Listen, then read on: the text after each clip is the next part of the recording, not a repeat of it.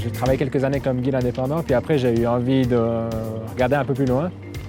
Je me suis formé comme technicien ambulancier et puis j'ai eu la chance, parce que c'est une chance de pouvoir faire du sauvetage et puis de rentrer dans le sauvetage en montagne. Et puis je travaille ici à titre occasionnel. Chez Air Glacier, on est tous les jours 2 guides de permanence sur place. L'entreprise Air Glacier, elle dispose de plusieurs machines qui sont utilisées l'hiver, peut-être pour faire de l'héliski, du minage aussi, des transports de marchandises. Puis ces hélicoptères, ils peuvent être aussi utilisés pour le secours. Ça veut dire qu'en peu de temps, on peut avoir peut-être 4 ou 5 hélicoptères pour une intervention qui serait de plus grande échelle.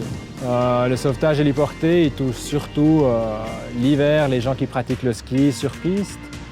Et puis l'été, c'est la majorité des gens, ça représente beaucoup des activités populaires, comme la randonnée en montagne ou bien le VTT. Et puis les sports extrêmes, c'est un pourcentage minime, parce qu'il y a aussi très peu de pratiquants. Et puis dans ces pratiquants, il y a aussi relativement peu finalement d'accidents. En tant que comptable touristique, si on propose beaucoup d'activités touristiques pour les touristes, c'est un sacré plus de pouvoir aussi leur garantir un certain confort en cas de blessure.